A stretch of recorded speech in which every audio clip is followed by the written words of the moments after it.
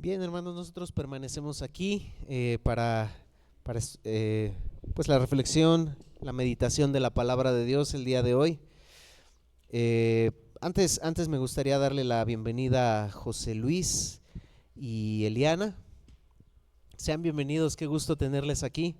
Esta es su casa, esta es su familia, esta es la iglesia Monte Ararat. Sean bienvenidos, siéntanse en casa y aquí les recibimos con los brazos abiertos. Es un gusto tenerles aquí con nosotros. Y todos los demás sean bienvenidos también.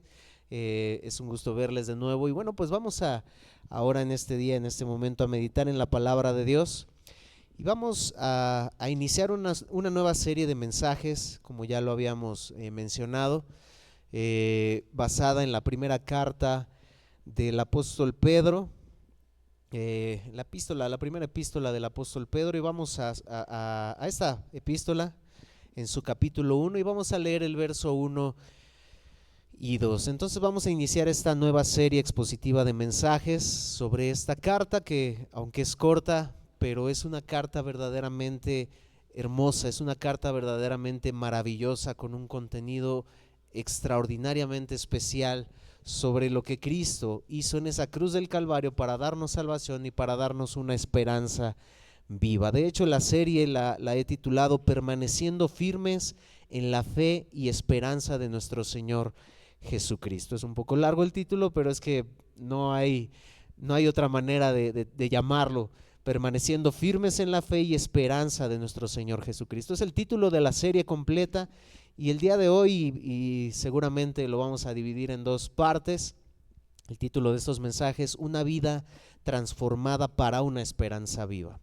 Vamos a darle juntos lectura a estos dos versos del primer capítulo de esta primera carta del apóstol Pedro, y dice de la siguiente manera juntos: Pedro, apóstol de Jesucristo, a los expatriados de la dispersión en el Ponto, Galacia, Capadocia, Asia y Bitinia, elegidos según la presciencia de Dios Padre en santificación del Espíritu para obedecer y ser rociados con la sangre de Jesucristo.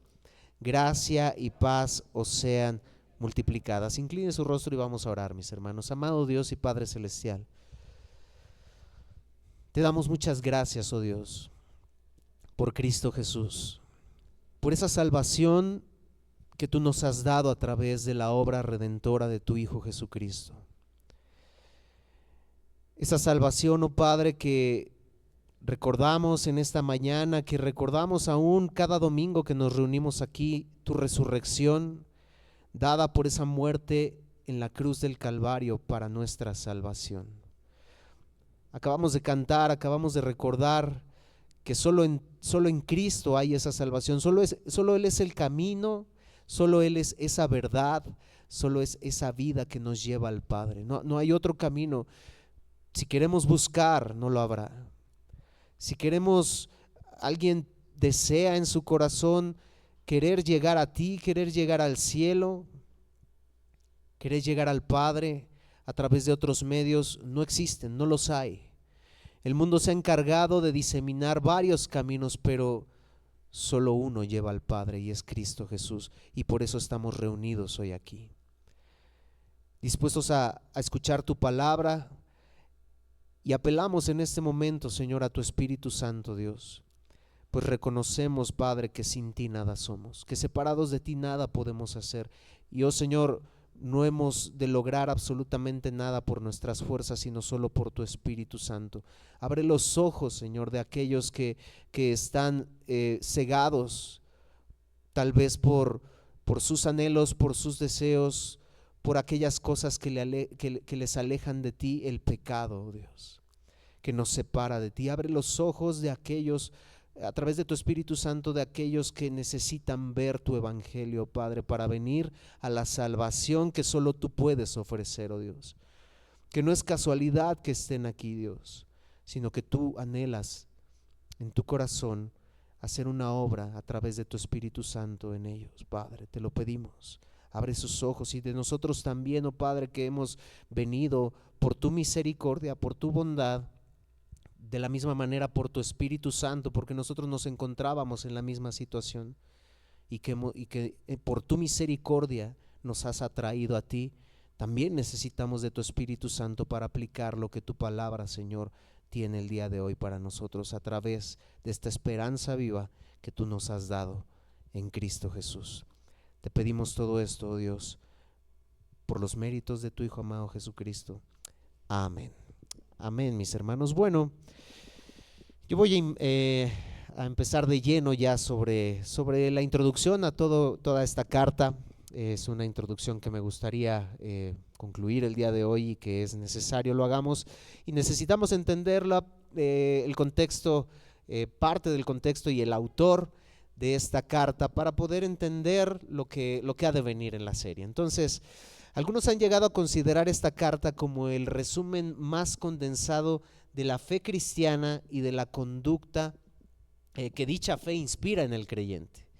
Es ese resumen porque es una carta pequeña, sin duda, es una epístola pequeña en tamaño, pero que cada palabra tiene un significado monumental de la enorme importancia de lo que Cristo Jesús hizo por nosotros y de lo que eso da al creyente, de esa esperanza viva que tiene el cristiano y que tiene el creyente para la honra y la gloria de Dios.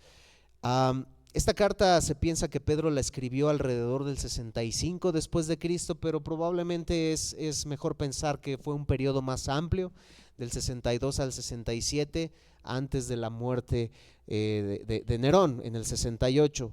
Se dice esto porque Pedro, bajo la persecución de Nerón, fue muerto.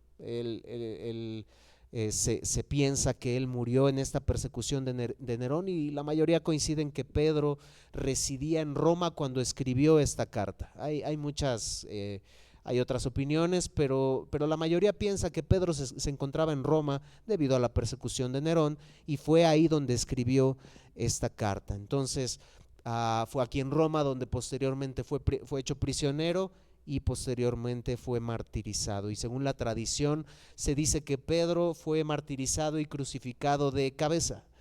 Él no quiso morir como su maestro crucificado, pues como conocemos y sabemos, Cristo murió, sino que él no se sentía con ese honor de morir igual que su maestro, de manera que él pidió que lo crucificaran de cabeza, muerte por la cual Pedro partió con el Señor. Entonces, el tema principal de la carta de Pedro tiene que ver con la esperanza del cristiano en medio de las aflicciones y dificultades de este mundo. Ya vamos a hablar un poquito más del contexto a quien Pedro dirige esta carta y lo que ellos de alguna manera estaban padeciendo y lo que se dice que ellos estaban pasando. Pero esta carta entonces tiene como tema principal eso, la esperanza del cristiano en medio de las aflicciones y las dificultades de este mundo. Y es que la realidad es que vivimos en un mundo donde pareciera que existe todo menos la paz, donde pareciera que existe todo menos la esperanza, donde pareciera que cualquier otra cosa abunda menos la esperanza. Y ese es el mundo en el que el panorama que nosotros podemos ver al salir de este lugar, en las noticias, en todas estas cosas que hay, la realidad es que es lo que miramos, un mundo desesperanzado, pero a través de esta carta podemos mirar que es posible tener esperanza en un mundo tan hostil, en un mundo caído, en un mundo corrupto por el pecado, y que el pecado, si bien es cierto, la palabra de Dios nos ha mencionado y vemos en la palabra de Dios que irá en aumento en aumento, ha ido de aumento en aumento y seguirá de aumento en aumento. Entonces eso pudiera no ser una muy buenas noticias para algunos, en decir, pues si va a ir de aumento en aumento, ¿qué esperanza puedo tener? Bueno, la palabra de Dios nos menciona que aún en esos momentos podemos tener esperanza, y de esto trata esta carta. Podemos encontrar esa paz, porque lo que Pedro dice, ustedes son como peregrinos y extranjeros. Este no es nuestro mundo. Es que podemos tener paz y podemos tener esperanza en un mundo tan hostil, en un mundo que pareciera ser gobernado por el pecado. Podemos tener esperanza porque nosotros estamos de paso. No te acomodes, este no es tu hogar. Para aquellos que están en Cristo, este no es tu hogar. Para aquellos que han venido a través del único camino al Padre, que es Cristo Jesús, este no es tu hogar. Tenemos una patria celestial de la cual Pedro habla, de la cual Pedro menciona que no se contamina, que no se marchita, que no se corrompe como este mundo. Esa es la patria celestial que está preparada para nosotros en Cristo Jesús. Amén. Esta es la patria celestial que tenemos, por eso podemos tener esperanza, porque nosotros no miramos lo que está aquí, sino miramos lo que Él tiene preparado para nosotros. Pedro nos llama como extranjeros y peregrinos. Pedro muestra a través de esta extraordinaria carta que la esperanza no está enfincada en cómo este mundo, en lo que este mundo ofrece. Nuestra esperanza no está fincada en lo que este mundo ofrece. Lo que este mundo puede ofrecer, pues tal vez pudiera ser en algún momento un buen empleo, pero cuando ese empleo termina, cuando ese empleo se acaba, la esperanza termina con él. Alguna persona tal vez, cuando esa persona se va por alguna razón, la esperanza se acaba. Alguna situación tal vez tenemos salud ahora, pero el día de mañana tal vez ya no la tengamos, la esperanza fincada en nuestra fuerza, en nuestro vigor, se va en algún momento y la esperanza se acaba con ello. No, Pedro nos muestra que la esperanza que nosotros tenemos no tiene que ver con nada, absolutamente nada de lo que este mundo ofrece, sino que está cimentada en Cristo, en su obra y en su ejemplo para que nosotros sigamos sus pisadas, como lo menciona en su capítulo 2, versículo 21. Pedro había aprendido del mejor, sin duda. En esto ahora que Pedro está mencionando, que está diciendo, lo cual basa en su primera carta, Pedro había aprendido del mejor. En el Sermón del Monte, Pedro habría aprendido de primera mano del Maestro, Mateo 5:12, lo que dijo Cristo Jesús. Bienaventurados los que padecen persecución por causa de la justicia, porque de ellos es el reino de los cielos. Desde ahí Pedro escuchaba las enseñanzas del Maestro. Desde ahí Pedro, posteriormente, cuando él escribiría esta carta, él recordaría esas palabras sin duda. Bienaventurados los que padecen persecución por causa de la justicia, porque de ellos es el reino de los cielos. Bienaventurados sois cuando por mi causa os vituperen y os persigan y digan toda clase de mal contra vosotros mintiendo. Gozaos y alegraos, porque vuestro galardón es grande en los cielos, porque así persiguieron a los profetas que fueron antes de vosotros. Es que no es este mundo, no es lo que ofrece, es el galardón que tenemos en Cristo Jesús, no en este mundo de pecado. Y es que nos acostumbramos nosotros a este mundo de pecado. Escuchar estas cosas es como decir, o sea, no, como ¿por qué? Lo que uno menos quiere es sufrir, lo que uno menos quiere es padecer. Pero Pedro menciona, si pecando somos abofeteados, ¿cuánto más haciendo la voluntad del Padre que está en los cielos? O sea, es que estando sin Cristo el sufrimiento sigue, no es como si no estuviera. Es que estando sin Cristo el pecado que abunda en este mundo nos hace sufrir de una manera terrible, porque es el pecado que entró al mundo por un hombre y corrompió todas las cosas. Pero solo en Cristo podemos encontrar esa redención, no solo de nuestra vida, sino pronto de este mundo que Él ha prometido cielos nuevos y tierra nueva. Él ha de redimir todo, mis hermanos, y es esa esperanza en la que está fincada nuestra fe. Entonces, no, mis hermanos, en la palabra no miramos un evangelio de acércate a Dios y todos tus problemas serán resueltos. Acércate a Dios y pare de sufrir. No, mis hermanos, ese no es el evangelio. Los seres humanos desean ver los resultados aquí. Las personas primariamente se acercan a Dios por lo que estos falsos maestros ofrecen en el aquí y en el ahora. Y digo falsos maestros abiertamente porque es lo que son. Es lo que son. Aquí tú acércate a Dios y mira, todo se te va a resolver, todos tus problemas se van a quitar, todas tus aflicciones, mira, pero yo me acerqué a Dios y no sucedió nada. Uy, es que tuviste poca fe. Mis hermanos, eso es terrible. Eso es terrible y es diabólico de estos falsos maestros. No, la palabra de Dios no nos enseña eso. Pablo a los filipenses decía, se os ha concedido a causa de Cristo no solo que creáis en Él, sino que padezcáis por Él. Pero cuando nosotros entendemos el evangelio, nosotros ahora podemos comprender que nosotros podemos hacer esto, dando todo por Cristo como Él lo dio por nosotros cuando no lo merecíamos. Es lo que Pedro explica en esta maravillosa carta que nos da esa esperanza viva. Muchas de las personas y a veces muchos de los cristianos a veces actuamos como si nos olvidáramos de que nuestra ciudadanía no está aquí en la tierra, sino que esa esperanza y nuestra ciudadanía está en los cielos. Por eso Pedro escribe esta carta, para esa esperanza que nosotros debemos de mirar, no mirando lo que se ve, sino las cosas que no se ven. Era lo que Pablo decía en su segunda carta a los Corintios. Por tanto, no desmayamos, aunque nuestro hombre exterior se va desgastando, no obstante el interior se renueva de día en día. Esto se va a acabar. Esta morada terrestre se va a acabar, ¿no? Esto que Dios nos ha prestado no es eterno.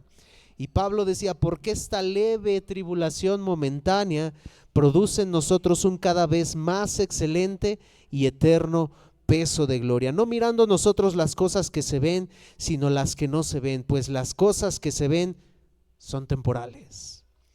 Nosotros no fincamos nuestra confianza en las cosas que se ven, porque esas cosas que se ven son temporales, pero las que no se ven son eternas. Estas cosas se han de ir, no nos hemos de llevar nada.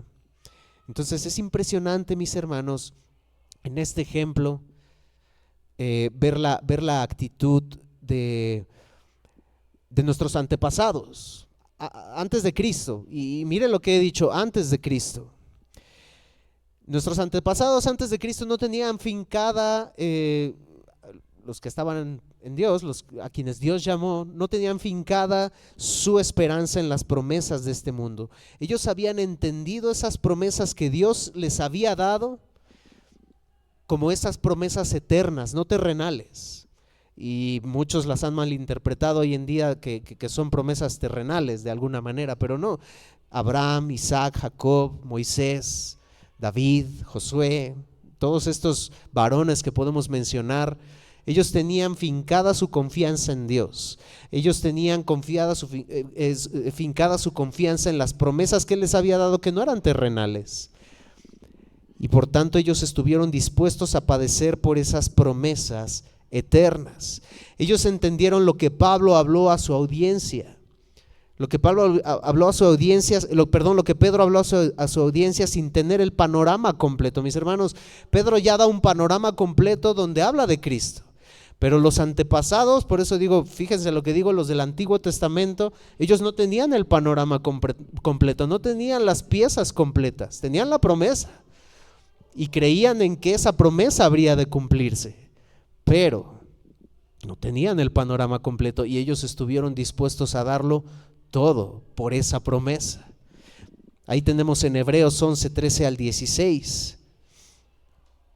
Le doy lectura, dice: conforme a la fe, estos hombres murieron todos estos sin haber recibido lo prometido, sino mirándolo de lejos y creyéndolo y saludándolo y confesando que eran extranjeros y peregrinos sobre la tierra. Lo mismo que Pedro nos habla y nos dice a nosotros, ahora con un panorama completo, ellos también se consideraban como esos peregrinos y esos extranjeros en esta tierra.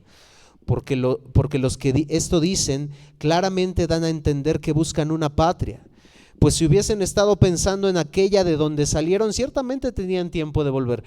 Estas promesas que les fueron dadas a Abraham, a Isaac, a Jacob, si ellos lo hubieran interpretado como una promesa terrenal, pues Dios me prometió esta tierra y a mí me la prometió y yo la tengo. Dice, ellos hubieran tenido tiempo de regresar a ella. Ellos no hubieran tenido que llegar a la muerte sin ver esa promesa, porque es que no era una promesa terrenal la que ellos habían recibido, era una promesa celestial que ellos habían entendido, ellos la habían comprendido. Y dice, ciertamente tenían tiempo de volver, pero es que ellos anhelaban una mejor, esto es celestial, por lo cual Dios no se avergüenza de llamarse Dios de ellos, porque les ha preparado una ciudad. Ellos habían entendido esa esperanza viva que Pedro habla a los creyentes en este lugar. Ellos creyeron en esa promesa contra toda corriente. La promesa y la herencia que los creyentes del Antiguo Testamento tenían no era puesta en una herencia ciega, mis hermanos. Aunque ellos no la recibieron de esa manera, esa confianza y esa fe que ellos tenían no fue puesta en una promesa ciega, en una herencia ciega. No era creer en algo desconocido, no. Al contrario, la fe de ellos se fundamentaba en el conocimiento que tenían de la persona en quien creían, en quien había prometido. No era una fe ciega, era una fe puesta en Dios. Y es que si Él lo prometió, Él lo va a cumplir. Si Él lo prometió, Él lo va a cumplir. Es que esa es nuestra fe, esa es nuestra confianza, esa es la esperanza que Pedro quiere explicar a estos hermanos a los cuales escribe. Es que tu esperanza, tu fe, mis hermanos, nosotros nos ahogamos en nuestras preocupaciones, nosotros nos ahogamos en nuestros problemas, en nuestras dificultades, pero es que es esta esperanza la que Pedro dice, si había creyentes que no tenían las piezas completas, pero ellos contra toda corriente pudieron poner su esperanza en esas promesas que Dios había hecho. ¿Por qué fue? Fue porque confiaban en el Dios que es fiel para cumplir esas promesas. Y mis hermanos, nosotros que tenemos las piezas completas, que ahora miramos y está Cristo, ya acabamos de cantar, consumado es, completo está, no hay nada que añadirle. De hecho, tampoco antes había nada que añadirle, pero ellos confiaban en esa promesa. Nosotros, mis hermanos, la fe de ellos estaba fundada en el conocimiento que tenían de la persona en la que creían. Mi hermano, ¿a quién le creemos nosotros? ¿A quién le creemos nosotros? ¿Le creemos a Dios, aquel que es fiel para cumplir estas promesas? Los creyentes en la época del Antiguo Testamento eran salvos por su fe en lo que vendría, la promesa de Cristo. Algunos cristianos tienen dudas sobre cómo los creyentes del Antiguo Testamento eran salvos. Algunos han llegado a mencionar que eran salvos por obras, pero no, mis hermanos, esto es una respuesta errónea. Siempre ha sido por la fe en Cristo Jesús, siempre ha sido por lo que Cristo Jesús hizo. Entonces la fe de ellos nos responde a eso. Lo que debe ser claro para todos nosotros es que ellos recibieron en esencia la misma salvación en Cristo que nosotros hoy tenemos, y lo podemos ver en la palabra de Dios.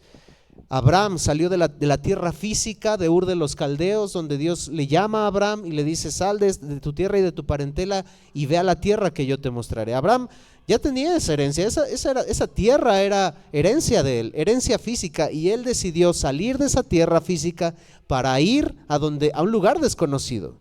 ¿Por qué? Porque le creyó a Dios, porque creyó en la promesa de Dios. Se le fue prometido que de él vendría el Salvador, y Abraham creyó a pesar de su edad, contracorriente, a pesar de su edad, que dice la palabra que ya era su cuerpo como muerto, decía en un sentido ya de esterilidad, de Sara también, entonces, o no de esterilidad en cierto sentido tal vez de Abraham, pero ya anciano, ya grande, de quien ya no se pensaría que podría nacerle un hijo. Pero contracorriente, Abraham creyó esa promesa, que de él saldría el que vendría a rescatar a su pueblo. Pablo nos aclara de quién se refería esa promesa dada a Abraham, la cual él creyó, y la cual se dice que le fue contado por justicia. No fue salvo por obras. Abraham no fue salvo por obras. Dice en Gálatas 3:16, Pablo dice: ahora bien, a Abraham fueron hechas las promesas y a su simiente. No dice y a las simientes como si hablase de muchos, sino como de uno, y a tu simiente, la cual es Cristo. Abraham fue lo que creyó. Fue lo que creyó Abraham. O sea, él no, ciertamente se le dijo: tu descendencia será como las estrellas, como la arena del mar. Pero esa no fue la promesa, lo que Abraham creyó. O sea, lo creyó sin duda, claro que sí. Pero esa no fue la base de eso que justificó a Abraham. Pues yo voy a tener un montón de hijos. No, eso no fue, mis hermanos. Fue saber que de su simiente iba a nacer aquel Salvador. Y por eso dice en Génesis 15:6: y creyó a Jehová y le fue contado por justicia. Él no sabía qué sería Cristo, no vio a Cristo como tal. Y es lo que Hebreos nos dice: conforme a la fe murieron todos estos sin haber recibido lo prometido. Abraham no lo vio, pero lo creyó, porque él sabía que esto terrenal, que esas promesas físicas que él había dado eran solamente como ese proyecto de Dios para cumplir su promesa. Claro que sí, pero eso, su mirada no estaba puesta en las cosas terrenales. Abraham y los del Antiguo Testamento creyeron en esta promesa hecha desde el Edén dada en esta maldición a la serpiente. Tú le herirás en la cabeza, él te herirá en la cabeza y tú le herirás en el calcañar. Había de venir un Salvador, y ellos creyeron en esta promesa fiel de Dios y por eso fueron justificados. Ellos recibieron la promesa de innumerables descendientes y no obstante al morir tenían hijos, nietos y aparentemente no recibieron las cosas prometidas, pero por la fe ellos dieron la bienvenida a ese cumplimiento, aunque desde lejos, dice el autor a los Hebreos. Su fe, sin embargo, su fe fue la que les sostuvo, ya que ellos creían que Dios sería fiel a su palabra y al final cumpliría lo que Él había prometido. Con los ojos de la fe, es lo que habla Hebreos 11 y se corre a Hebreos 12, hablando ya de Cristo Jesús. Con esos ojos de la fe, ellos vieron el cumplimiento de esas promesas a su debido tiempo, pero con los ojos físicos ellos vieron que eran extranjeros y peregrinos. Ellos entendieron eso, mis hermanos, y es algo que usted y yo debemos de entender también. Nosotros seguimos siendo peregrinos y extranjeros, aun cuando ahora tenemos las piezas completas y a Cristo Jesús ya en el panorama, ya en la imagen, nosotros seguimos siendo peregrinos y extranjeros. No creamos que las cosas han cambiado. Nosotros vamos a seguir sufriendo las consecuencias del pecado en este mundo. Nosotros vamos a seguir viendo cosas terribles que en este mundo van a pasar. Vamos a seguir enfermando, pero es que, mi hermano, somos peregrinos y extranjeros. Este no es tu hogar. Para aquellos que estamos en Cristo, este no es nuestro hogar. Nuestra patria está en los cielos, de donde esperamos a Cristo Jesús que vuelva por nosotros. Y esa es la pregunta que hacemos a aquellos que están sin Cristo. Esa es la pregunta que hacemos que verdaderamente importa. Porque aquellos que están sin Cristo, la pregunta puede ser: ¿y qué va a ser del día de mañana? ¿Tendrás trabajo? O si hiciéramos la pregunta, ¿cuál es esa pregunta que probablemente a ti más te preocupa? ¿Qué podrían responder? Bueno, tal vez el trabajo del día de mañana, tal vez mis preocupaciones de esta situación, de esta circunstancia que estoy pasando ahora. Si mañana tal vez en la junta que mi jefe me puso, ¿qué me va a decir? O tal vez cómo voy a llegar a fin de quincena. Pero, mis hermanos, la pregunta más importante que debemos de hacernos es: ¿dónde vas a pasar la eternidad? Yo no sé si en las creencias que a veces algunos fuera de Cristo tenemos esté esto. Tal vez no creer en un cielo o en un infierno. Hay quienes responden: no, uno vive aquí su cielo y su infierno, pero no es lo que la palabra de Dios dice. Y las creencias que nosotros podamos tener no quitan lo que la palabra de Dios enseña.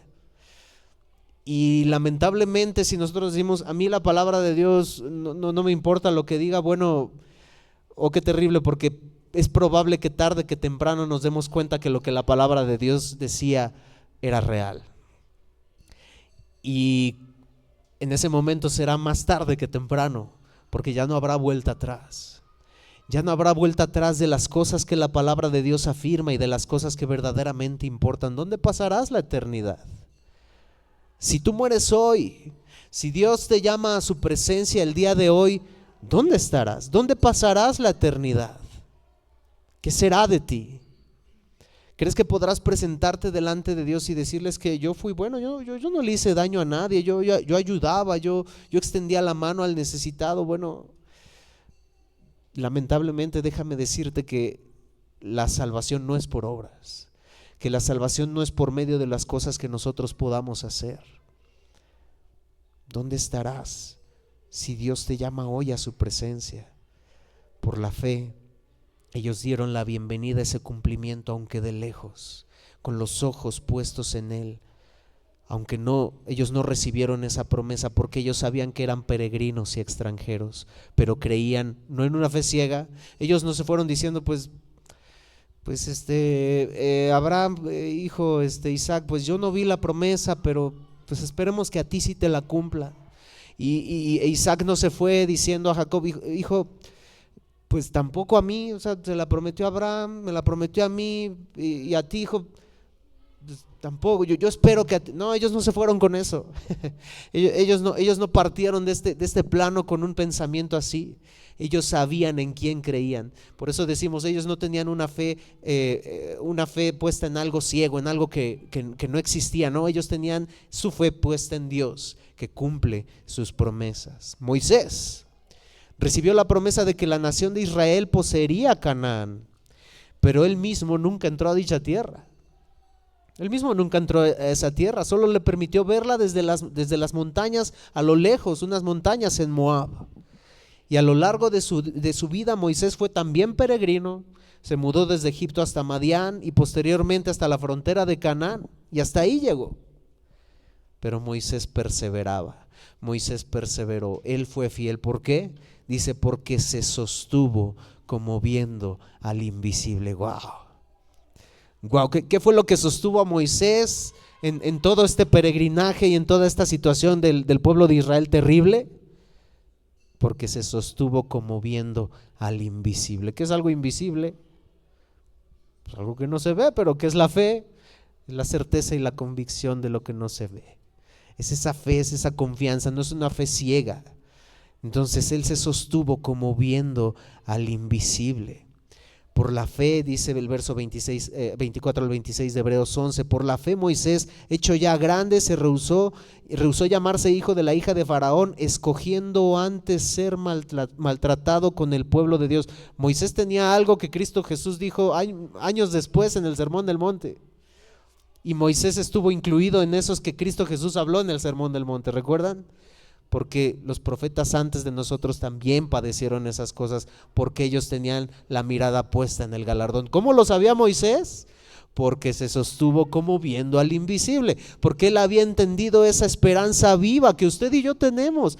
Mi hermano, prefirió ser maltratado con el pueblo de Dios que gozar los deleites temporales del pecado, teniendo por mayores riquezas el vituperio de Cristo. Wow. O sea, hablando de Moisés, habla de Moisés que tenía por mayores riquezas no lo efímero de este mundo, no lo temporal de este mundo, sino los vituperios de aquel que no había visto. Wow, de Cristo, que los tesoros de los egipcios, porque tenía la mirada puesta en el galardón. Wow. Ese galardón que ellos creyeron, que ellos recibieron por fe, por el cual fueron justificados. Mi hermano, usted y yo lo tenemos.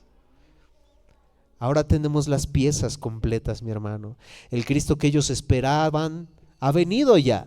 Ha muerto en una cruz del Calvario para darte a ti salvación y a mí también.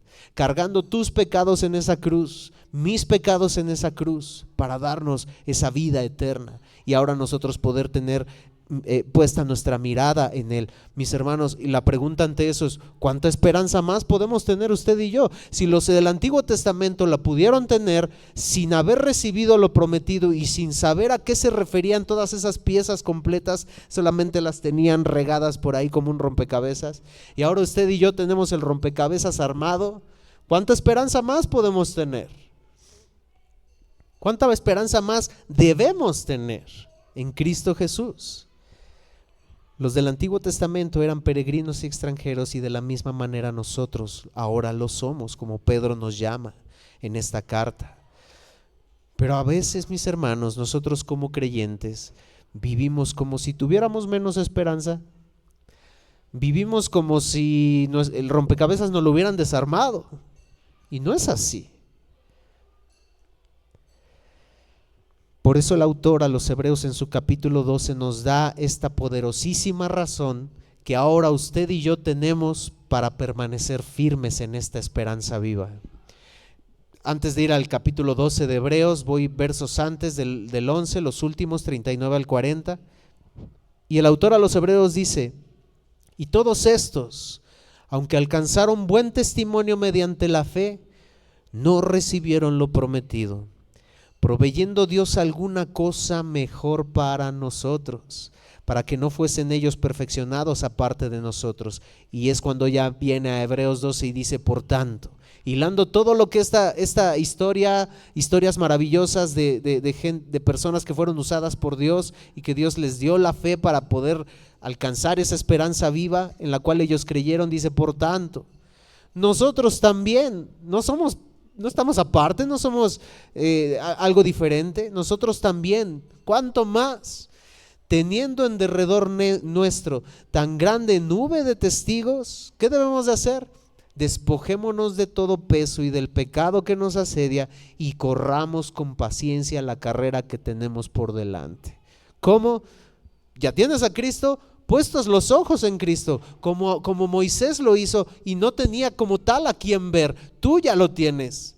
Puestos los ojos en Cristo, el autor y consumador de la fe, el cual por el gozo puesto delante de él sufrió la cruz, menospreciando el oprobio, y se sentó a la diestra del trono de Dios. Considerad a aquel que sufrió tal contradicción de pecadores contra sí mismo, para que vuestro ánimo no se canse hasta desmayar. ¡Wow, mis hermanos! ¿Y por qué estamos en el piso desmayados? ¿Por qué estamos como si no tuviéramos esperanza? No, mi hermano, tenemos esperanza. Tenemos una esperanza viva en medio de las dificultades, en medio de este mundo hostil.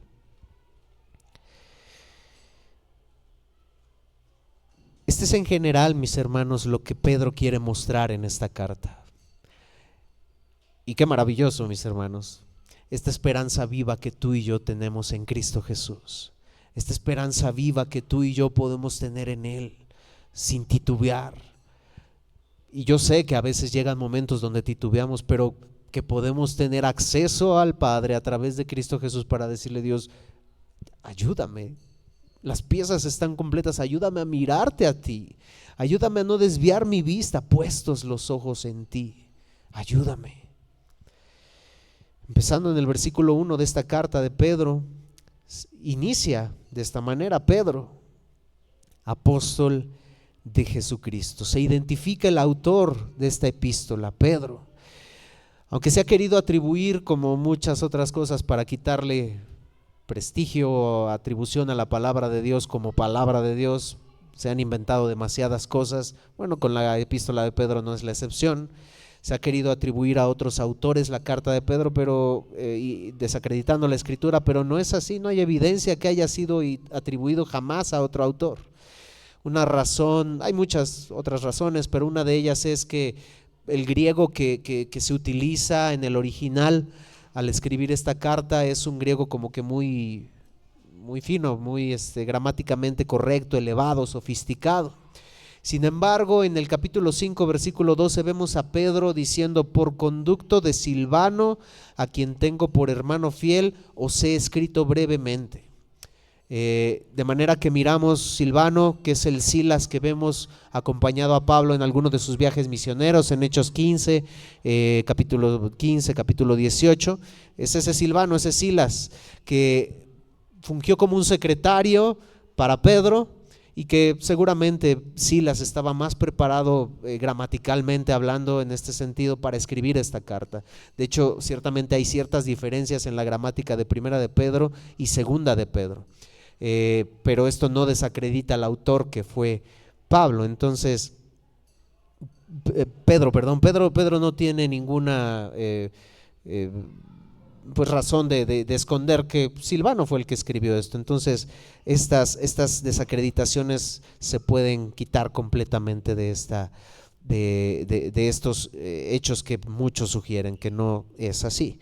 Entonces, tenemos al autor, que es Pedro, y Pedro se identifica como ese apóstol de Jesucristo, haciendo referencia a la persona que lo llamó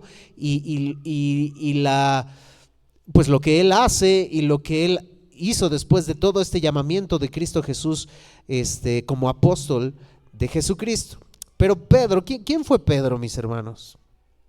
Pedro, tenemos en la historia, en los evangelios, que fue uno de los discípulos de Juan el Bautista, junto con su hermano Andrés. Andrés lleva a Simón, a Pedro, con Jesús, y Jesús le pone por nombre Cefas, que en arameo, Cefas, que en griego Petros, que significa piedra o roca. Estos primeros discípulos de Juan el Bautista Andrés reconoce a Cristo Jesús por la predicación de Juan el Bautista. Andrés lleva a Simón, su hermano Pedro, con Jesús. Jesús le cambia el nombre y más tarde Jesús le llama a través de la pesca milagrosa, diciéndoles que iban a ser pescadores de hombres, y ellos, dice, dejando sus redes, le siguieron. Entonces Cristo Jesús le llama, Cristo Jesús le muestra lo que él puede hacer a través de esta pesca milagrosa, y Pedro le sigue. Tenemos a Pedro en estas historias, en todas estas cosas que vemos en la palabra de Dios, como ese hombre impulsivo, ese hombre que de alguna manera tenía un carácter obstinado, atrevido, hablaba por hablar, muchas veces hablaba sin pensar. Algunos de nosotros tal vez podremos pues tal vez encontrar ahí algunas cuestiones de Pedro en nosotros, tal vez también. Bueno, eso no tiene nada de malo, eso muestra todo lo contrario, que Dios puede usar aún también esas características que Él nos ha dado para bien, y Él puede transformarnos. De manera que sí, Pedro era impulsivo, obstinado, atrevido, hablaba antes de pensar las cosas, era franco, decía las cosas como sin filtro, como iban. Entonces este carácter le llevó de alguna manera a convertirse como también en portavoz de los discípulos, de los 12, de los 11.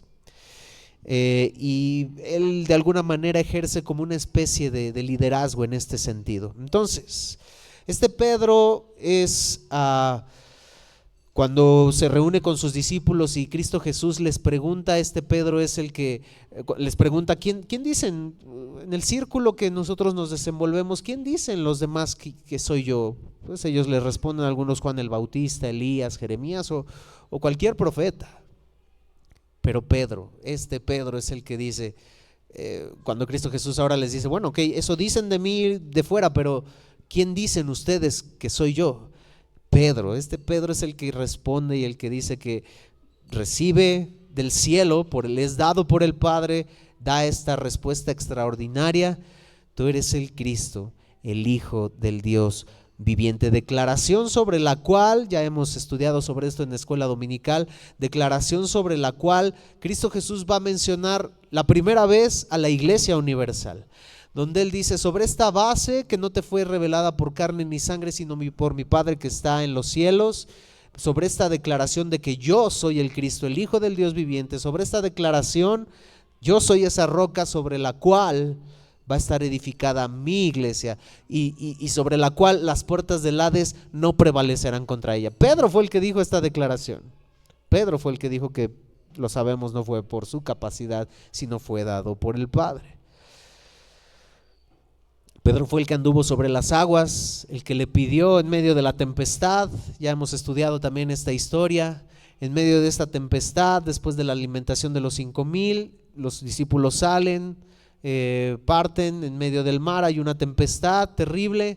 Cristo Jesús va a orar y les da alcance, pero de una manera milagrosa, andando sobre el mar.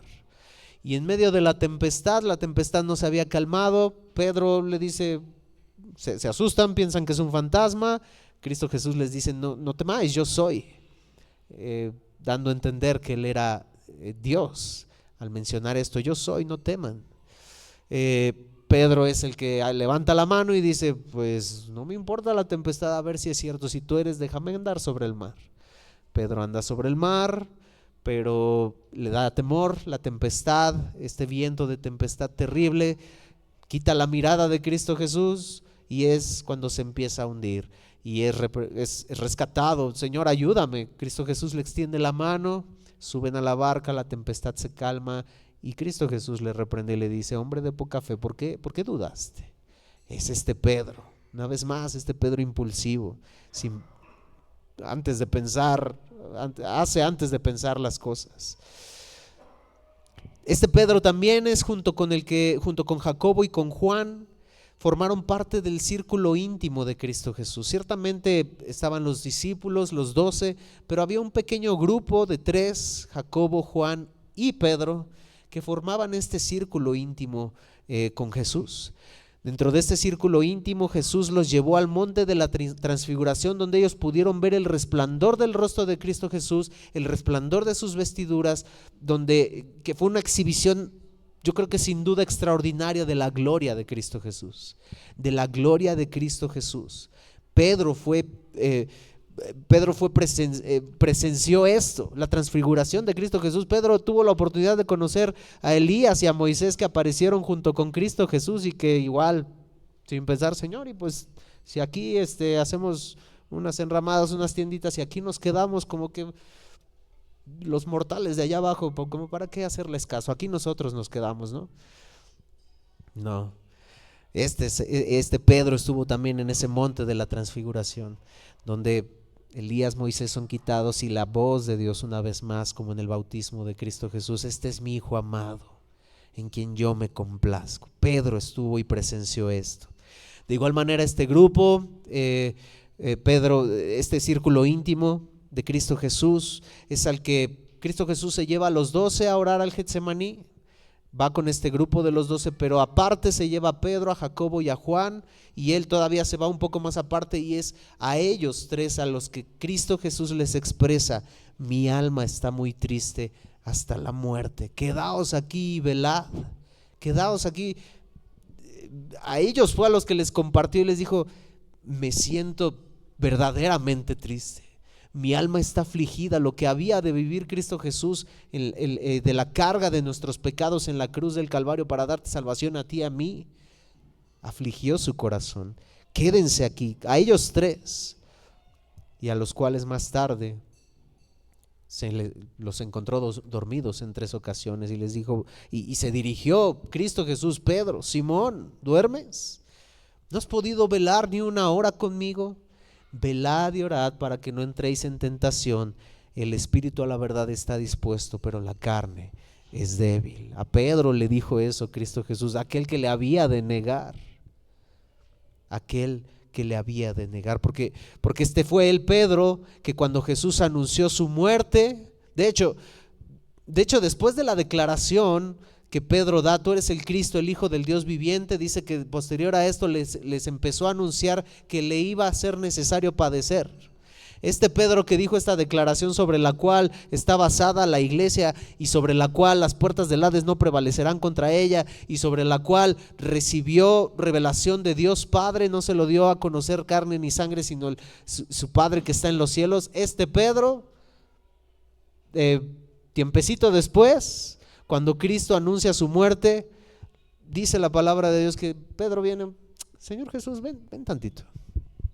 Dice, le reconvino, y la palabra que se usa así, le reconvino, fue de reprenderle, misma palabra que se utiliza, la que usa Cristo Jesús para reprender a los demonios. O sea, Pedro no se le acercó con una intención de humildad de: no, Señor Jesús, de mi amigo estimado, no te acontezca esto. No, fue con le reprendió. O sea, Señor Jesús, ¿qué idea? ¿A quién se le ocurriría? A ti, Señor Jesús, ¿a quién se le ocurriría ir a morir? No, Señor, no te acontezca eso, Señor Jesús, ven tantito, aquí yo te aconsejo. Esa fue la forma en la que Pedro se acercó. La forma en la que Pedro se acercó fue con un sentimiento de darle a entender a Jesús que ese plan era bastante incoherente. ¿Por qué? Porque era posible que Pedro conocía que el sufrimiento de Cristo significaría sufrimiento para ellos también. Y Pedro no estaba dispuesto en ese momento a dar su vida verdaderamente por Cristo. Por eso le reconvino de esa manera, por eso lo atrajo de esa manera, porque Pedro no estaba dispuesto en ese momento a pagar el precio de seguir a Cristo. Por lo tanto, su mejor alternativa fue intentarlo hacer cambiar de plan. Una mejor idea seguramente tenía Pedro. ¿Y qué respuesta le da Cristo Jesús? Le dice: quítate de delante de mí, Satanás, me eres tropiezo, porque no pones no pones la mira en las cosas de Dios, sino en las cosas de los hombres, en las cosas efímeras de este mundo. Ahora, vayan viendo el contraste ahora de este Pedro que escribe esta carta y que les dice: tienen una esperanza viva, no pongan las cosas en la mira de los hombres, porque yo lo hice. Porque yo puse la mira en las cosas de los hombres y me fue mal. Ahora es de Pedro. Entonces Cristo Jesús le reprende y le dice: quítate de delante de mí, Satanás, me eres tropiezo. Pedro le estaba diciendo en pocas palabras a Cristo lo que Satanás le dijo en el desierto. Pedro estaba tentando a Cristo Jesús de la misma manera que Satanás tentó a Cristo Jesús en el desierto. Un reino sin cruz. Satanás le dijo a Cristo Jesús en el desierto: mira, todo esto te puedo dar si postrado me adorares. No es necesario que vayas a la cruz. Todo esto yo te lo puedo dar si postrado me adoras. Un camino fácil. Pedro le estaba ofreciendo lo mismo a Cristo Jesús. Por eso la represión de Cristo Jesús es fuerte. Quítate de delante de mí, Satanás. Un reino sin cruz, un reino sin sufrimiento, gloria sin sufrimiento, era lo que le estaba diciendo Pedro a Jesús.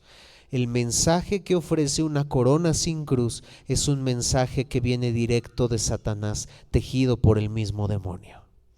Y eso fue lo que tentó a Jesús, ciertamente, pero es lo que también te tienta a ti y a mí. Un reino sin cruz, el mensaje que ofrece una corona sin cruz. No te preocupes, tú puedes ganar el cielo por tus buenas obras. No te preocupes, tú no le haces daño a nadie, tú eres merecedor del cielo. Tú sigues siendo tú mismo. Dios te ama tal y como eres. Dios te ama tal y como eres, no importa tú cómo seas. No. Tenemos que reconocer nuestro pecado. Tenemos que negarnos a nosotros mismos. Fue el mensaje que Cristo Jesús dio. Es lo que estamos viendo en grupos pequeños. Te costará todo seguir a Jesús. Niégate a ti mismo, toma tu cruz y sígueme. No hay un mensaje de una corona sin cruz, mis hermanos. Toma tu cruz y sígueme, es el mensaje que posteriormente les dice Cristo Jesús a los discípulos, no solo a Pedro, sino a los discípulos. Jesús les dijo a sus discípulos: si alguno quiere venir en pos de mí, niéguese a sí mismo, tome su cruz y sígame. No hay cielo sin cruz, no hay cielo sin sacrificio, no hay cielo por tus buenas obras. Porque todo el que quiera salvar su vida la perderá, y todo el que pierde su vida por causa de mí la hallará. Porque ¿qué aprovechará el hombre si ganare todo el mundo y perdiere su alma? ¿O qué recompensa dará el hombre por su alma? Ninguna, porque el hombre no puede, porque nosotros no podemos sin Cristo. Con Cristo es todo o nada. Este fue el Pedro que con el paso del tiempo pues ya no le reconvino de esta manera, lo entendió. Pero cuando Cristo Jesús continuaba anunciando su muerte, fue ese Pedro firme que se paró y dijo: Señor, Maestro, aunque todos estos te abandonen, yo no te abandonaré. Aunque todos estos te dejen, yo no te dejaré. Si me es necesario ir a la cárcel contigo o hasta la muerte, yo iré contigo a la muerte. Ese Pedro, fue ese Pedro que también dijo eso, que lo negó 3 veces. Que Cristo Jesús, cuando le dijo eso, le dijo: ay, Pedro, he orado por ti para que tu fe no desmaye. Satanás me ha pedido para zarandearos, pero yo he orado por ti. Antes de que el gallo cante, tú me habrás negado 3 veces. No, Señor, yo no te negaré. Pedro lo negó. Y su palabra nos dice que cuando el gallo cantó se acordó. Hasta ese momento se acordó. No se acordó cuando lo estaba negando, se acordó hasta el momento en que el gallo cantó. Ese Pedro es el mismo que se arrepiente llorando amargamente por haberle fallado a su maestro. Y ese Pedro es al mismo al que Jesús restaura y transforma, y es ese Pedro que dice: Pedro, apóstol de Jesucristo. Tenemos una esperanza viva. Es ese Pedro que dice: ¿por qué se preocupan de las aflicciones del tiempo presente como si algo extraño estuviera aconteciendo? Ese Pedro. Vamos a ver la restauración de Pedro. Después de la resurrección, tenemos a Cristo Jesús apareciéndose a sus discípulos, y tenemos a Jesús preguntándole a Pedro ahí en Juan 21: Pedro, ¿me amas? La palabra que Cristo Jesús utiliza aquí en el amor tenemos varias palabras para amor en griego, pero la palabra que Cristo Jesús utiliza aquí es ágape. ¿Tú me amas, Pedro, con ese amor incondicional que supone darlo todo por el todo? ¿Me amas con ese amor incondicional que tú probablemente habías dicho, expresar con anterioridad que morirías por mí? Pedro responde: sí, Señor, tú sabes que te amo. Pero en nuestra versión no lo vemos tan claro, porque la palabra que Pedro utiliza es una más baja del amor ágape. Pedro le responde: sí, Señor, tú sabes que te amo con el amor fileo, ese amor de amistad, ese amor de familia. Por lo que Cristo Jesús le vuelve a preguntar: Pedro, ¿me amas con ese amor ágape, ese amor incondicional? A lo que Pedro por segunda ocasión le responde: Señor, tú sabes que te fileo, tú sabes que te amo, pero con un amor de amigos, con un amor de familia. Y es que, mis hermanos, no es que Pedro no le amara, es que ahora tenemos un Pedro más reflexivo, ese Pedro impulsivo que se atrevió a decir: yo aunque todos estos te abandonen, yo no te abandonaré. Pedro le había negado 3 veces. Era justo que 3 veces Cristo Jesús le preguntara si lo amaba. Porque, repito, cuando Pedro responde, no es que lo amara menos, no, sino ahora tenemos un Pedro reflexionando. Sin duda, cuando Cristo Jesús le pregunta esto a Pedro, lo llevó a ese momento donde lo estaba negando, donde se acercaron estos hombres, estas mujeres. Él habla como él es como él, lo hemos visto con él con maldición, dice la palabra de Dios, que negó al maestro, haciéndose como el mundo, teniendo temor del hombre y haciéndose como los otros, para negar al maestro, para que no lo mataran, para que no lo capturaran, para que no llegara tal vez hasta la muerte que él mismo prometió llegaría con el maestro. Ese Pedro no es que no amara al maestro, sino que ahora él va con pasos cuidadosos.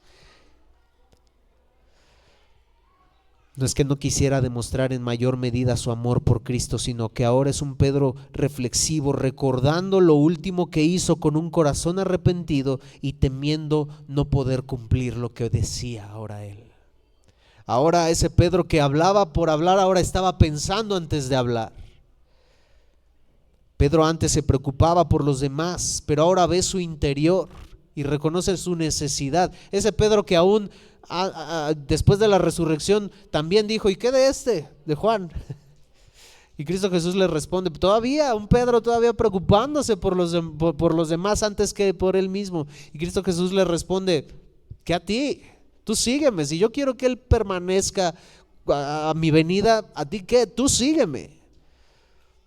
Y que lo confronta con estas preguntas. Ahora Pedro se ve a sí mismo y reconoce su necesidad, reconoce su falta. Y ahora no era que Jesús no supiera que Pedro le amaba. Jesús sabía todo. Jesús es omnisciente. Y estas preguntas son como esas preguntas que hemos hablado ya en el Edén. ¿Dónde estás? No era porque Dios no supiera dónde estaba Adán, sino para que ellos reconocieran su pecado. Estas preguntas de Cristo Jesús, como al joven rico, no era para ¿cumples los mandamientos? No era porque Cristo Jesús no supiera lo que había en su interior, sino para que el joven rico reconociera su incapacidad y su Dios, lo que más amaba. Bueno, esta pregunta también no era porque Cristo Jesús no supiera que Pedro le amaba. Cristo Jesús sabía que Pedro le amaba, pero era para que Pedro mirara su interior, mirara su corazón y descubriera y confirmara lo que ahora sí había en el corazón de Pedro. Jesús le pregunta por tercera vez, pero ahora diferente: Pedro, ¿me fileas? Ya no le dice me agapas, ya no utiliza la palabra amor, de ese amor incondicional. Le dice: Pedro, ¿me amas con ese amor de amigos, de familia? Esta vez Jesús desciende al nivel de Pedro utilizando el mismo término que Pedro había utilizado en las 3 ocasiones. Dice Juan, Pedro se entristeció y le dice: Señor, tú sabes que te fileo. Pero una vez más, no es porque Pedro no amara a Jesús, sino que el recuerdo de la ofensa que había cometido con su maestro no podía menos que causarle vergüenza por haber afrentado a la persona a quien profesó un afecto sincero en el pasado. Y Pedro maravillosamente apela a la omnisciencia de Jesús. Señor, tú lo sabes todo. Tú sabes que te amo. Tú sabes que te amo, tú lo sabes, que puedo esconderte a ti. Tú sabes que te amo y que no dejaré de amarte, que no volveré a hacer lo que volví a hacer en el pasado. Pedro había llorado ya abundantemente su pecado y había dado a entender por medio de sus muchas lágrimas que estaba arrepentido por lo que había hecho, de sus negaciones a Cristo Jesús. Pero notemos que la pregunta de Jesús no fue: Simón, ¿has llorado mucho? Simón, ¿cuánto has llorado? Sino: Simón, ¿me amas?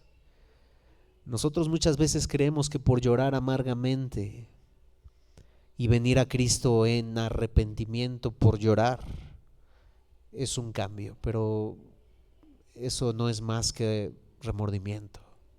Yo no estoy diciendo que no vengamos a Cristo si hay algo que verdaderamente el pecado ha causado en nuestro corazón, no llorar, no, yo no estoy diciendo eso.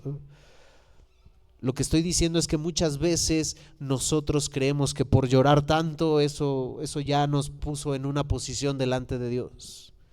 No, la pregunta de Cristo Jesús no fue: ¿cuánto has llorado, Pedro? Su pregunta fue: ¿me amas? En Lucas encontramos una historia, en Lucas capítulo 7, 36 al 49, encontramos la historia de Simón el fariseo.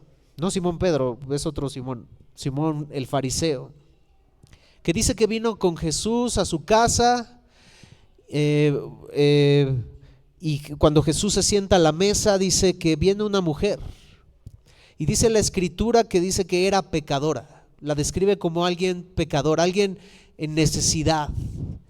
Ella viene a Cristo Jesús reconociendo su necesidad y dice la escritura que viene a la casa, Jesús a casa de Simón el fariseo, Jesús se sienta a la mesa y viene una mujer, era pecadora, dice. Y dice: al saber que Jesús estaba en la mesa en casa del fariseo, trajo un frasco de alabastro con perfume y estando detrás de él a sus pies, llorando comenzó a regar con lágrimas sus pies y los enjugaba con sus cabellos y besaba sus pies y los ungía con perfume. Mis hermanos, ¿se imaginan esta escena?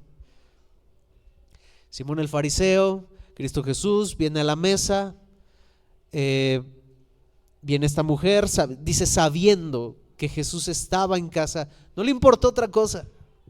No le importó si lo que Simón el fariseo pensara, no le importó ninguna otra cosa. Ella vino, ella reconociendo su pecado, diciendo, no especifica qué pecado ella cometió, pero reconociendo su pecado, ella viene y dice, con un perfume de alabastro, estando detrás de él a sus pies, llorando, comenzó a regar con lágrimas sus pies, los enjugaba con sus cabellos y besaba sus pies y los ungía con perfume. Esto no quiere decir otra cosa más que ella estaba arrepentida de sus pecados, reconociendo la condenación que merecía por su falta, reconociendo la condenación que merecía por su pecado, el infierno, el castigo. La paga del pecado es la muerte, el castigo eterno. Y esta mujer llorando a los pies de Cristo, sabiendo que solo Él es el camino al Salvador, a la salvación, viene y hace esto. Y este fariseo en su mente, no, si supiera, si fuera profeta, dice, si fuera profeta sabría la mujer que lo está tocando, el tipo de mujer que lo está tocando. Y Cristo Jesús, omnisciente, sabiendo y conociendo los pensamientos de Simón el fariseo, brillante Jesús, le dice: Simón, ¿te puedo decir algo? Oh, sí, sí, sí, maestro, dime. Con esta actitud de los fariseos de eh, colaban el mosquito y se tragaban el camello. Cristo Jesús le dice, ¿te puedo decir algo? Sí, sí, maestro. Después de este pensamiento, sí, maestro, claro, tú dime, estoy atento para escucharte. Jesús le refiere una historia y le dice, un acreedor tenía dos deudores. Uno le debía 500 denarios y el otro 50. Ninguno, ni el de 50 ni el de 500 tenía para pagarle. Pero a ambos perdona. ¿Cuál de ellos le amará más al acreedor? Y dice la escritura que Simón le respondió, pues supongo que al que le perdonó más. O sea, aquel que le perdonó más pues va a amar más al acreedor porque pues fue mayor la cantidad que le debía. Y Jesús le responde, bien, rectamente has juzgado.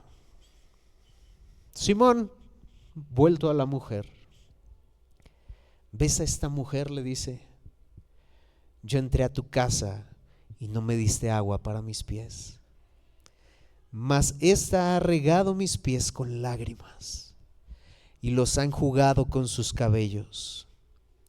No, como la cultura de esos días, no me diste beso cuando yo llegué, mas esta, desde que entré, no ha cesado de besar mis pies. No ungiste mi cabeza con aceite, mas esta ha ungido con perfume mis pies, por lo cual te digo que sus muchos pecados le son perdonados. ¿Porque lloró mucho? No, porque amó mucho. Porque amó mucho. Era lo que Cristo Jesús quería de Pedro. ¿Me amas? Es lo que Cristo Jesús quiere de ti y de mí. ¿Me amas? ¿Me amas? Esta mujer es el claro ejemplo de lo que nosotros necesitamos, de la necesidad más apremiante que tú y yo tenemos, de reconocer nuestro pecado y venir a Cristo Jesús en arrepentimiento y fe, porque reconocemos que por nosotros no podemos salvarnos. Porque nosotros queremos, como Pedro, por nuestras propias fuerzas, por nuestro propio conocimiento, porque nosotros decimos, no, si yo lo voy a hacer. Pero terminamos fallando como Pedro. Esto es lo que el Evangelio trae a nuestras vidas. Y la actitud como esta mujer en el reconocimiento de nuestra miseria, de nuestra bancarrota espiritual. Mi hermano, invitado, que tú vienes, estás en una bancarrota espiritual. Nosotros que ahora hemos venido a Cristo no somos más especiales que aquellos que no están sin Cristo. No, nosotros estábamos en esa bancarrota espiritual, y porque nosotros estábamos en esa bancarrota espiritual es que venimos a hablarte y a decirte urgentemente, ven a Cristo. Ven a Cristo, porque no hay nada que te pueda salvar sino solo el camino que es Cristo Jesús al Padre. Estamos en bancarrota espiritual. La palabra de Dios dice que estamos muertos en nuestros delitos y pecados, y que la paga del pecado es la muerte. ¿Dónde? En el infierno. Merecemos un castigo eterno. Por la misma razón que tú y yo creemos que alguien que comete un delito tiene que ser castigado y que no puede ser perdonado nada más porque sí, sino que tiene que pagar una condena. Bueno, nosotros tenemos una condena eterna con el Dios eterno. El pecado que habita en nosotros. Hemos mentido, hemos robado, hemos sido egocéntricos, hemos sido ególatras, hemos engañado, hemos hecho infinidad de cosas. Y eso es un pecado, un delito contra el Dios eterno. Y Él, como ese juez justo que nosotros esperamos que condene al culpable, Él nos condena. Pero en Cristo Jesús, Él cargó tu pecado, mi pecado, para darnos salvación y vida eterna. Él en Cristo Jesús cargó el castigo que tú merecías. A su Hijo Jesucristo, a su Hijo amado, lo crucificó en una cruz para pagar el castigo que tú merecías, que yo merecía. Por eso en esta reflexión mi papá en la carne decía, no lo merecemos, Él nos dio ese amor inmerecido. Y es que no lo merecíamos. Tú y yo no hicimos nada importante ni nada especial ¿Qué es lo que Pedro va a seguir diciendo? Elegidos, y lo vamos a ver en la próxima ocasión. Elegidos. Es que eso sobrepasa cualquier cosa. Si tú estás aquí y estás escuchando este evangelio, no es de casualidad. Es porque probablemente en la providencia de Dios Él te eligió para que tú vinieras a Él. Ven a Él, porque dice la palabra de Dios que el que viene a mí, yo no le echo fuera. Cristo Jesús hablando dice: el que viene a mí, yo no le echo fuera. Y esta es una promesa extraordinaria. Si tú vienes a Él, Él no te desecha, Él te recibe, no por lo que tú hayas hecho, sino por la obra de Cristo Jesús en la cruz del Calvario. El Pedro que le reconvino, al cual se le dijo: si alguno quiere venir en pos de mí, niéguese a sí mismo. Ese Pedro ya no estaba más. A ese Pedro al que se le preguntó: Señor, Pedro, ¿me amas? Y que le pudo responder, y ahora él estaba arrepentido como esta mujer que vino arrepentida completamente, no por llorar mucho. Qué bueno que lloramos, es algo que deja ver verdaderamente lo arrepentidos que estamos, pero no es porque llora mucho, es porque ama mucho. Esta mujer amó mucho a ese Salvador que podía perdonarle, y vino a Él en este acto de arrepentimiento porque podía salvarle, reconociendo: bueno, Pedro hizo lo mismo. Señor, tú lo sabes todo, tú sabes que te amo, tú lo sabes que yo ya no voy a hacer lo que yo hice anteriormente. Bueno, ahora ese Pedro, después de esta restauración, vemos a ese Pedro en Hechos predicando, donde en esta predicación extraordinaria se convierte en 3,000 por Dios.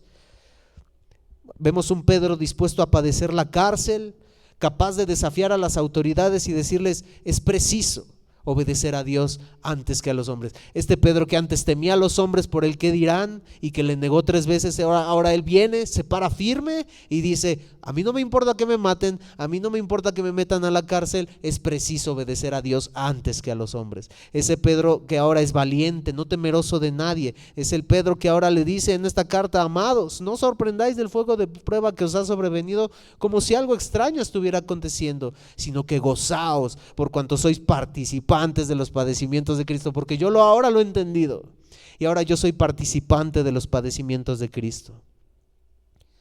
Los momentos de fracaso de Pedro son memorables, sí, así como los nuestros, pero también fue memorable lo que Cristo Jesús hizo en Pedro, y es memorable lo que puede hacer en ti y en mí, no por lo bueno que nosotros podamos ser, sino por lo que Cristo Jesús puede hacer en nosotros. Aquel que comenzó la buena obra la perfeccionará hasta el día de Jesucristo. No, tú no vas a poder solo.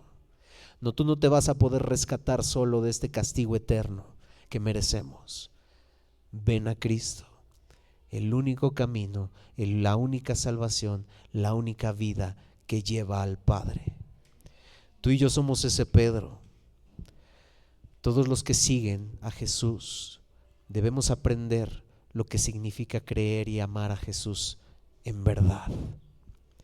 Si queremos saber si somos genuinos discípulos de Cristo, debemos preguntarnos si de verdad le amamos o no. Pónganse de pie y vamos a orar.